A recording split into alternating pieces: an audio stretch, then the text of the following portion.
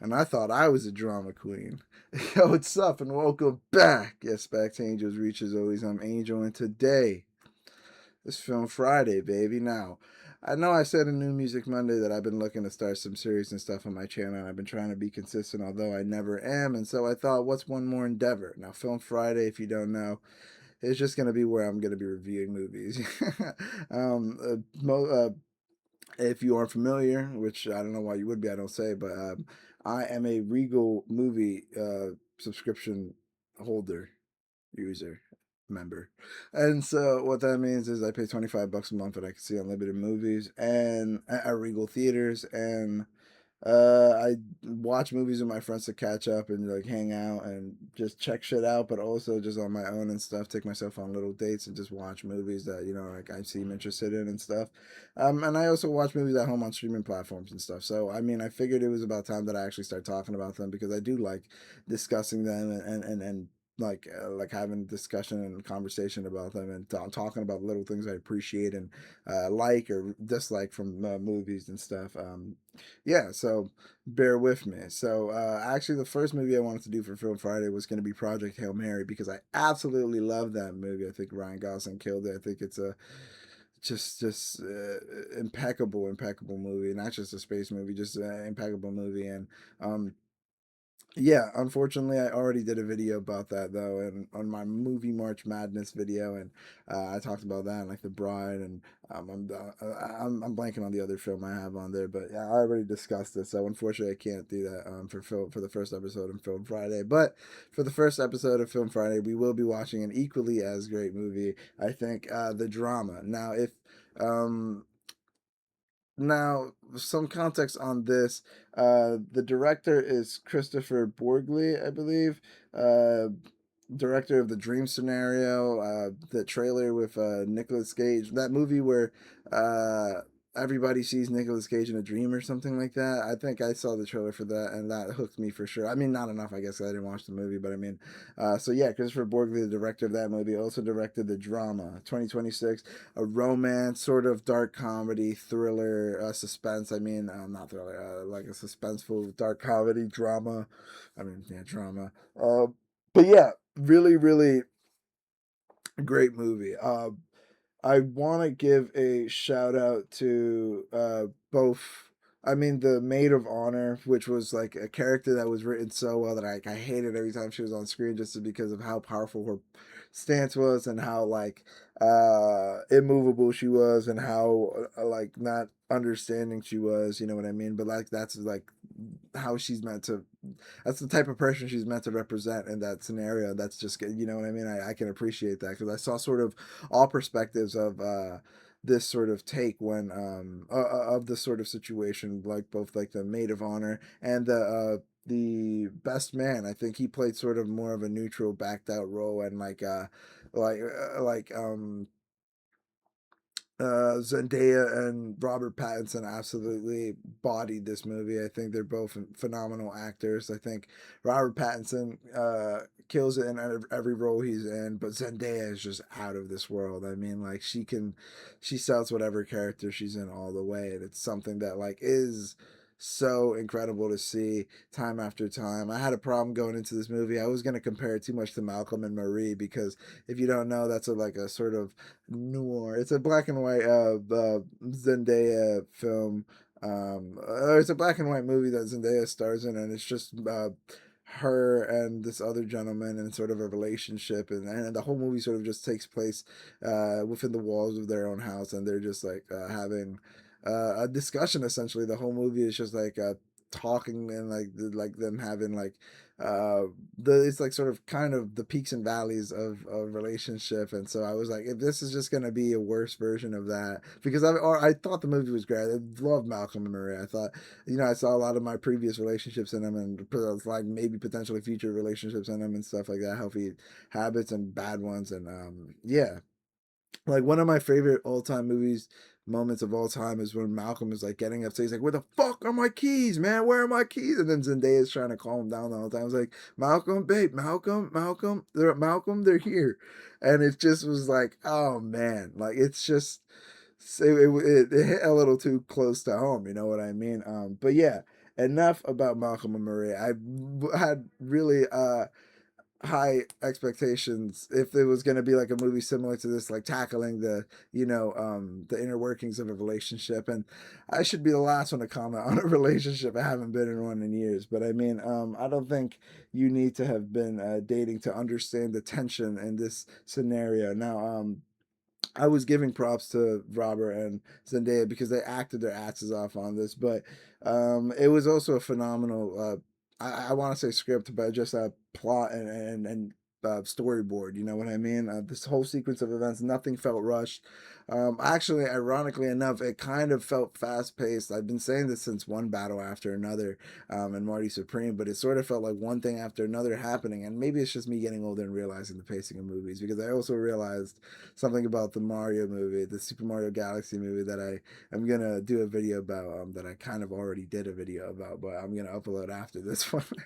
But maybe I'm noticing something about pacing, but um, I noticed specifically about this movie that like it was very tense. Like it was very much so misunderstandings and miscommunications and direct blunt opinions being like sort of clashing and colliding. It was a very anxiety inducing movie. Like I think my friend told me on his Instagram note like that he watched it high or something like that because Robert Pattinson looked high. And like, you know what, fairs, you know what I mean, fair play.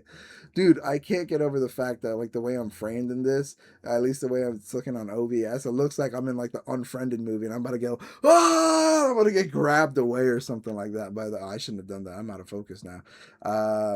And before I actually get an editor or something like that, I'm still blurry, man.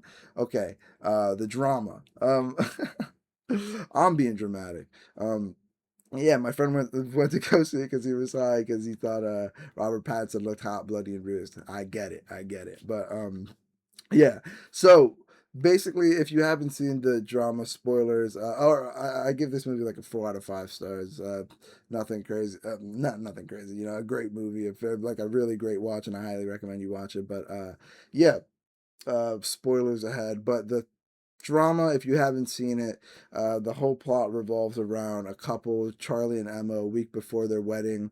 One of them finds out a really dark truth about the other, about their past that they never knew. And so a week before their wedding, this comes out and it sort of alters the entirety of their relationship, like the whole way that they see each other and the way that they frame each other and that they perceive each other is now completely different. You know what I mean? So Charlie is played by Robert Pattinson, finds out that Emma, played by Zendaya, at 15 wanted to be a school shooter, or like from the ages of like 12 to 15 wanted to be a school shooter. Not only that, she actually planned out a school shooting and brought it against her school, and the only reason she didn't go through with it was because another shooting happened. So somebody already took the glory of being the being the shooter from that town and being the mass shooter from that town specifically. Because, and this is a good detail in the movie as well. Zendaya actually says like, oh, like she knows about mass shooting. She's done her research. She like lived that life when she was younger and stuff. Claims that it was like for the glory and the attention and like the sort of the aesthetics of being a shooter and everything like that. And yeah, like all the bullying as well that led up to it and stuff. And so she's very much shown to be. I don't want to say empathetic, but very much so like understanding, kind of like, and also different, you know what I mean? So like a lot of people there was a scene where everybody was standing outside because there was like they heard a shooting happened or something like that, and they were all discussing and they looked at her and they're like, it's weird, right? And she had to sort of fake like, oh yeah, that's weird, why would they do that or something like that, you know? And so she's clearly shown from like a young age that she's what didn't fit in. And so she sort of explains to Charlie that when she got older and she became like an activist and somebody reached out to her and she sort of became a part of something, she sort of dropped that phase of herself. And that, alongside her dropping it because somebody else already took the glory of being a shooter, doesn't necessarily sit super right with Charlie. I mean, throughout the movie, Charlie is sort of conflicted in himself whether or not he actually is, but whether or not he's bothered by it, because he's clearly, I mean, physically bothered by it. He like he goes and throws out like a mug with a gun on it or something like that, and like it ends up like Zendaya ends up finding it and ends up bringing it up, and uh like he deflects and makes it like, oh, I didn't know the mug was that important then, and Zendaya's like, it's obviously not about the mug, it's like the principle of like what was on the mug. And so like it's just a really good representation, I think, of the obstacles, I think, in a relationship, and what you are willing to both compromise and deal with, put up with, or whatever, and willing to understand when it comes to your partner. And again, what the hell am I saying, bro? Again, I don't know if this is again. This might be one of my previous takes, but I'm the last person to talk about a relationship. I haven't been in one in a while, but I don't think you need to be in one to understand the tension in the room. So like a week before their actual wedding, they're at a wine tasting, and they reveal to their maid of honor and their best man that they caught their DJ for the wedding doing heroin on the street, or like some sort of drug. And so then that leads to a conversation for them being wine drunk, snowballing into them all revealing their darkest secrets.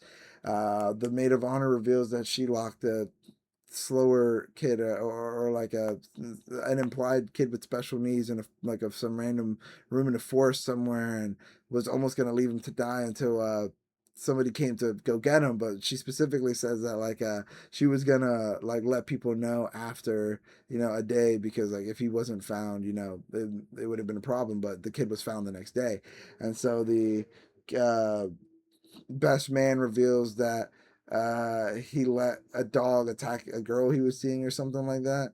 And Robert Pattinson reveals he like cyberbullied a kid, and made him move, maybe because then he like goes on to say like maybe that wasn't the reason why. And then that's when Zendaya drops the bombshell of her wanting to be a school shooter. And then she follows it up by saying like, yeah, she would go out shooting in the woods, and she shot a rifle out when she was 15 in the woods and held it too close to her ear, and that's why she is deaf in one ear. And that sort of circles back to the beginning of the movie where Robert first meets Zendaya, and or when Robert's working on his wedding speech, and he is like sort of looking at the first day as inspiration, and he goes up to her and like is awkwardly talking to her, and she's deaf in one ear. So it's a really cute callback to that, and it's a really good attention to detail to mention. And that like little like white lie in the relationship sort of alters the way he sees her as well, you know what I mean? Like finding out one white lie about your partner, like what else are they lying about? I mean, this movie definitely challenges relationships, and like again, what you're willing to put up with, and the obstacles and hurdles that and the flaws that come with people, the baggage that comes with like who we are. And it also poses a question of if we are the same people, you know, we were back then. Of course, you at 12 is not the same you at 30, but I mean, are you still kind of the same person? Do you always still have like the same intent? Are you still as, you know, malleable? Are you still as, you know, impressionable? Do you still like, can you still be swayed into those thoughts, and do those thoughts still have a place in your mind? You know what I mean? Like, is that still a part of you? All phenomenal questions that are paired beautifully just with immersive tense acting. I mean, like every character here plays a role really well. The way that Robert goes from like seeing Zendaya as the love of his life to at times seeing like this cold stranger is uh it's so bittersweet. One thing that I really appreciated in this movie was their apartment, and how like the how flat and 2D it looked. It was basically two floors, like the main floor where they entered, and then the top floor where they sort of uh lived for the most part, like their bedroom and stuff. And so but you mostly got like a 2D shot. I mean, all the shots are 2D, but you mostly got like a side shot of one room, you know what I mean? And you only got sort of one angle, one flat angle of the whole side of one room, and it felt very flat. And then they worked the lighting and the shadows a lot of the time when they were like going through problems and stuff, especially in the house, and especially in the end when it got like darker in the wedding, and like after the wedding happened and all that stuff, and then they meet in the like the green lit like store afterwards, you know what I mean? They work a lot with lighting, and specifically in the apartment, I think it works really well. They feel like so separate and cold, and the shadows like makes them feel like almost strangers. You can't even recognize them at some points. and I think it's super intentional and very well done. I think um, my favorite thing about this movie is like as the sequence of events is happening, and maybe I'm comparing the movie too much to Marty Supreme and one battle after another because I've been saying this, and maybe I'm noticing the pacing in movies more. But the sequence of events that happened, it was sort of tense, and like you didn't really have time to breathe before like Charlie was making another decision or questioning himself more and more, and or like talking to somebody else and getting their opinion on it, or like willing to cheat, or like, you know what I mean. It felt like uh it felt like a lot of weight on your chest. It felt like you had a lot to it felt like you had as much to stress about as Robert Pattinson did in the role, and I think that that is a great way to sell it. You know what I mean? I mean, throughout the movie, it's mainly focused on Charlie and how he is coping with learning this information about Emma. But you also at times see Emma slowly like clinging on to a relationship and like seeing it at times slowly drift away, and seeing the partner that once was the love of your life become a stranger at times, and it's heartbreaking. There's my favorite scene in the movie of all time. My favorite scene in the movie comes from Zendaya, and it's when Robert Pattinson is drunkenly making a speech, and he already like tells people to stop gossiping, and it's already gone to shit, and or maybe he didn't do that at that point, but he was about to like tell everyone to stop gossiping, and he was about to like crash out and like go crazy and yell at everybody because he thought the maid of honor was spilling lies about like Zendaya, or telling everybody that Zendaya like used to be or wanted to be a school shooter and everything like that. My favorite line comes from when Robert is drunkenly giving that speech, and he's trying to save it by making by finding some common ground with Zendaya and being like, "Oh, when I was working on my wedding speech, I wanted to mention our first date and how I first bumped into you and how you were reading that book. What's that book?" And I just remember being so heartbroken when Zendaya just shook her head slowly and was like, "I'm not saving you. Like, this isn't." This isn't that right now. And it was the most depressing thing in the world to see, your partner shoot you down, because I mean, like, that's your partner, that's your one, you know what I mean? You're supposed to be a team. And so when, like, they're just letting you out to drown like that, I mean, it was heartbreaking. And like there was also the time where after being shook up about it and sleeping on it, the night after, like Charlie like couldn't sort of see Zendaya the same, and she wanted to start over, so she put some romantic lighting and some nice music on and pretend like it was their first date, and Charlie just couldn't get into it at all. And like that reminded me as a kid, like, as obviously in a relationship, when that is awesome, you know what I mean? That's just super dope. There's a plane going by. But no, that reminds me in a relationships when like I didn't try or the partner didn't try, you know what I mean? And it just really feels bad when it's one-sided. And um, I'm loving these trains and planes and automobiles. Um, I gotta go see that movie. I Like Me. Wait, is that the same movie? Yeah, that's the same movie with John Candy or something like that. Candyman. There's a movie or a documentary about Bro. Let me stop going on tangents. Um, oh my gosh, stop going on planes, trains, automobiles, and Zendaya. Oh, yeah, there's another scene where Charlie shoots down Emma's attempt to sort of restart and rekindle the flame, start over as a relationship, start from square one. And it's cute because they ultimately circle back to that and reference that at the end of the movie again when everything turns to shit, and they just sort of restart and stop caring about what everyone else thinks about them.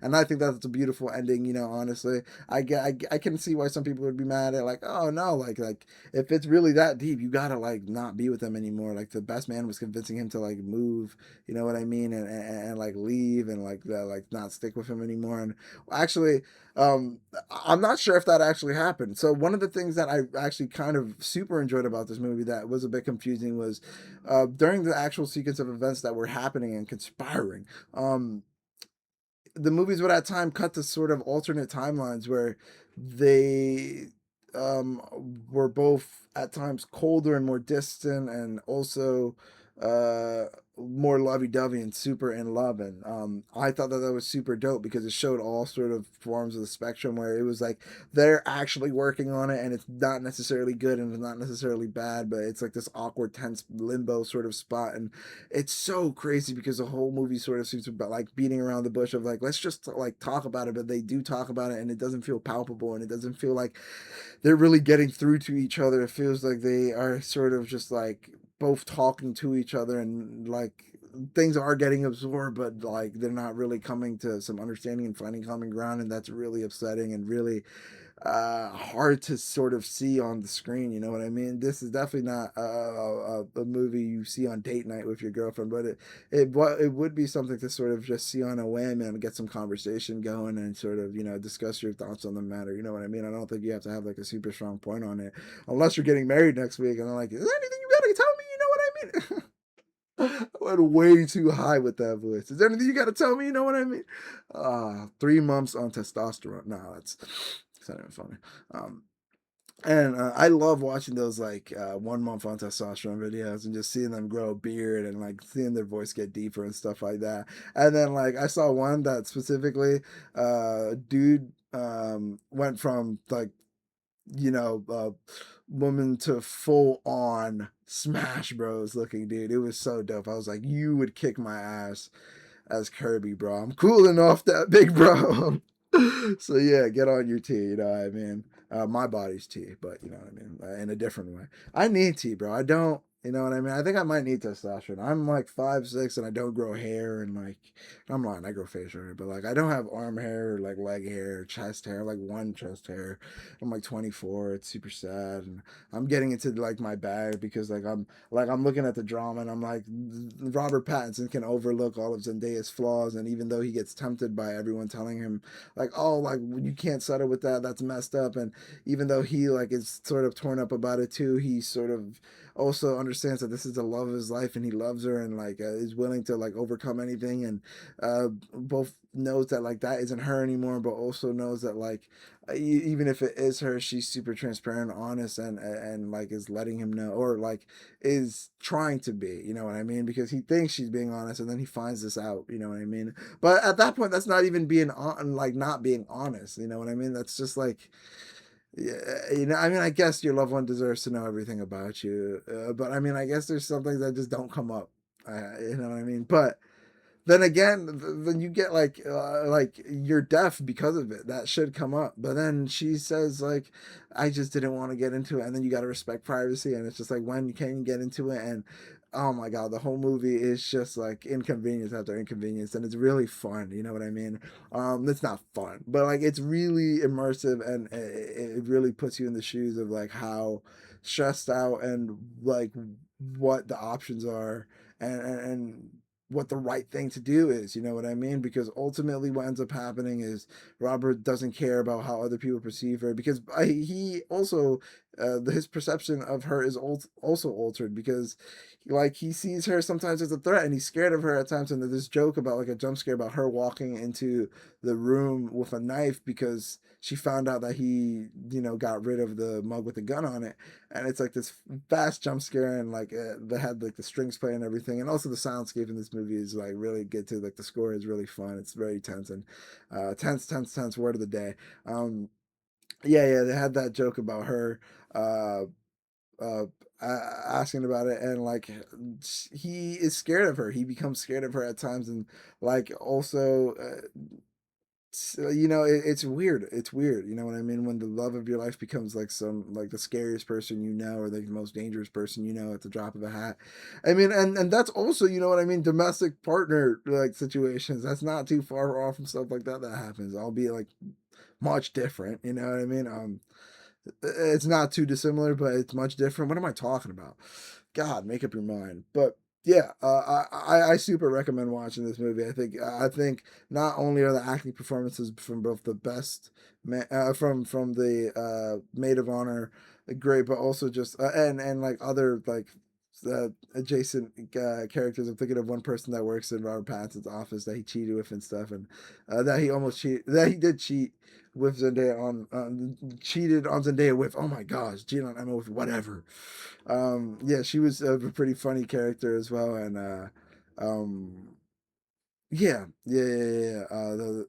I, the drama is a tense, dark comedy that has you questioning the limits of a relationship, and I think that it's definitely not for the lighthearted, and isn't something you know surround a night.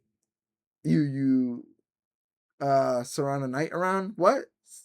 I don't know. I don't know. Don't, you know what I mean? Make a whole night out of watching this or anything like that. I think it'd be interesting to watch it for a group of friends, sort of see what they all think about it. But all of you sort of spooked out in the movie theater. I don't know. I don't know if that's it's right. You know what I mean? All you guys talking about your relationships, like I'm gonna go call my girl after this. I hope we're good. All right, I think that's it. That's all I wanted to discuss about the drama. That's the first episode of Film Friday done. That's about like 20 takes in. Oh my gosh. Let me know if I should check out any movies. I've already got episode 2 done. I don't know what episode 3 is going to be, but Film Friday every Friday. Check in with me. Like, subscribe, hit the bell so that you're notified whenever I upload. Tap into Film Fridays, tap into New Music Mondays, and uh, I'll probably do a movie you like, and I'll do an album you like, and I will put you onto something, or I'll make you reappreciate something you've already seen or listened to, and that's it. Whatever. Bye. I've already drawn this video out long enough. I'll talk to you later. Bye. Whatever.